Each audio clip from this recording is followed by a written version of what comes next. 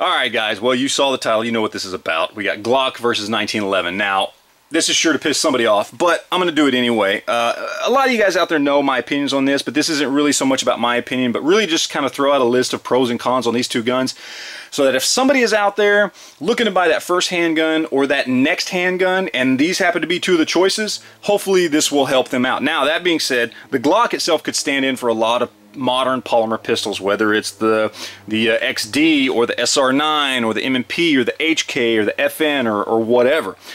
So kind of take this as a placeholder, or you know, whatever, if it is specifically a Glock you're looking at. Of course, Glock being probably the most sold, most popular out there.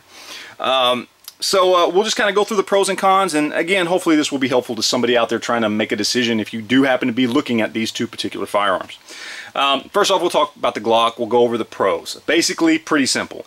Lightweight, polymer design, high capacity, more caliber and size options, simpler design, which adds to its ease of use. Simpler design also adds to reliability and durability, as does a polymer frame. Okay?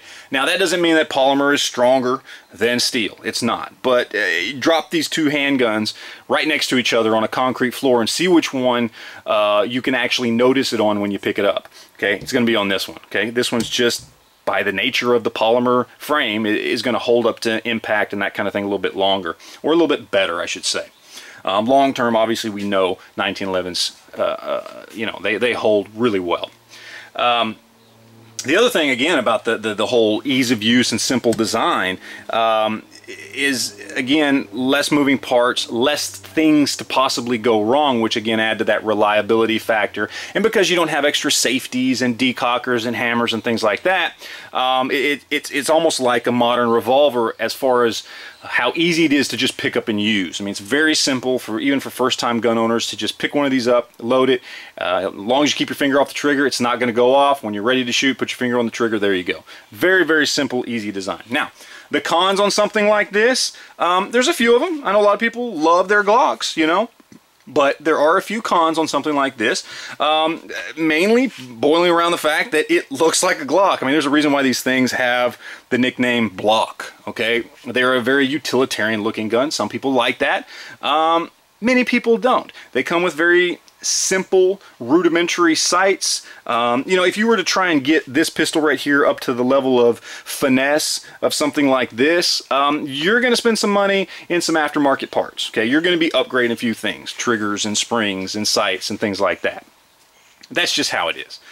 So there are a few cons to the Glock, even though it is overall a very, very good pistol. Now, 1911s. Pros are going to be pretty simple. It's a over 100-year tried and true design. It's got a classic look. It's extremely accurate design. The weight, which can be a pro or a con, actually helps to manage recoil. It's got a, well, we'll say a man-stopping caliber, although I believe that term is far overused because anything can be a man-stopping caliber, but it's got a very good caliber. 45 is a great caliber. And of course, it's a piece of American history. Now, the cons are going to be very, very simple, okay? It's a very heavy gun, especially for carry, and it has a very low capacity compared to modern pistols. Okay, you're talking about a flush fit magazine, 8 plus 1 in the chamber, versus here 17 plus 1 in the chamber. Now, the other side of that is extensions. You can get a 33 round magazine for this versus getting, probably reliably speaking, about a 10 round magazine for this, and it's going to stick down to here. So, you know, capacity is a big deal with me, guys, and so I think that's a big pro for this and a con for this. So, overall, if you're looking to get a concealed carry gun or a self-defense gun or home defense gun, I'm going to recommend this just because easier to use, simpler design, and better capacity. But if you're just looking for a great gun, if you just want a gun you can be proud to own, something that you're going to love for the rest of your life and you can be proud to show to others, that you're going to feel some real pride in owning, and it's not just going to be a tool, then hands down I would recommend the 1911. So anyway, that's it, guys. Hopefully that was helpful to somebody out there. I appreciate you watching as always, and we will talk to you later. Thanks.